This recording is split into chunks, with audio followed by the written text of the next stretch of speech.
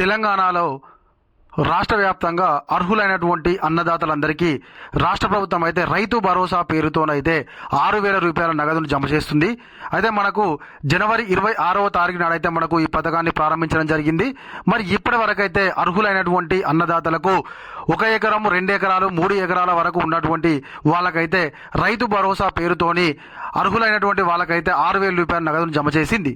మరి కొంతమందికి అయితే అన్ని అర్హతలు ఉన్నా కూడా రైతు భరోసా కింద వచ్చేటువంటి పంట పెట్టుబడి సాయం అయితే అకౌంట్లో జమ కావడం లేదు.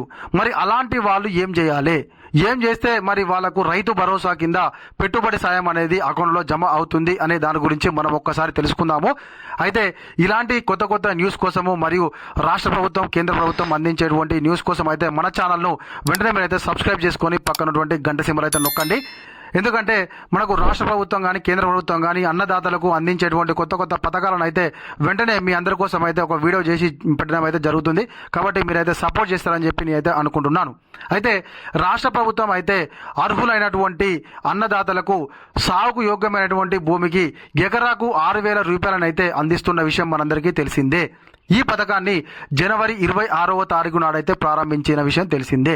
మొదటగా ప్రారంభించినప్పుడు అయితే మండలానికి ఒక గ్రామాన్ని ఎంపిక చేసుకొని మొత్తంగా తెలంగాణ వ్యాప్తంగానైతే 563 గ్రామాలను ఎంపిక చేసుకొని ఆ గ్రామాల్లో మొదటగా ఎకరం వరకు ఉన్నటువంటి వాళ్ళకైతే రైతు భరోసా జమ చేయడం జరిగింది. ఆ తర్వాతకి 2 ఎకరాలు ఉన్నటువంటి వాళ్లకు రైతు భరోసా జమ చేసింది. ఇప్పుడు ప్రస్తుతం నిన్నటి నుంచి అయితే 3 ఎకరాలు ఉన్నటువంటి వాళ్ళకైతే రైతు భరోసా జమ చేస్తుంది. మరి ఇది లాగుండగా ఎకరము 2 ఎకరాలు 3 ఎకరాలకు పోయింది. మరి ఎకరం ఉన్నోళ్ళకు కూడా పడలేదు. మరి దానికి గల కారణాలను రాష్ట్ర ప్రభుత్వం ఏం చెప్తుందంటే సాంకేతిక కారణాల వల్లనే అన్నదాతలకైతే డబ్బులు జమ కావడం లేదు, దాని గురించి కూడా మేము ఆలోచిస్తామని చెప్పేసి అంటుంది. అయితే ఈ సాంకేతిక కారణాల వల్ల ఎవరికైతే అన్ని విధాల అర్హతలు ఉండి రైతు భరోసా జమ కాలేదో వాళ్ళు వెంటనే మీ సమీపంలో ఉన్నటువంటి ఏఈఓను కానీ ఏఓను కానీ సంప్రదిస్తే దానికి సంబంధించినటువంటి పూర్తి వివరాలు తెలుస్తాయని చెప్పేసి కూడా రాష్ట్ర ప్రభుత్వం అయితే ఒక ప్రకటనలో తెలపడం జరిగింది. కాబట్టి ఇప్పటి వరకు ఎవరికైనా ఎకరం 2 ఎకరాలు ఉన్నటువంటి వాళ్లకు రైతు భరోసా రాకపోతేనైతే వెంటనే మీరైతే వెళ్ళి ఏఓలను ఏఈఓలను సంప్రదించండి. అదేవిధంగా కొత్తగా ఎవరైనా రైతు భరోసా కోసం అప్లై చేసుకున్న వాళ్ళు ఉంటారు కదా, వాళ్ళకైతే కొంచెం టైం పడుతుందని చెప్పేసి అయితే రాష్ట్ర ప్రభుత్వం చెప్పడం జరిగింది.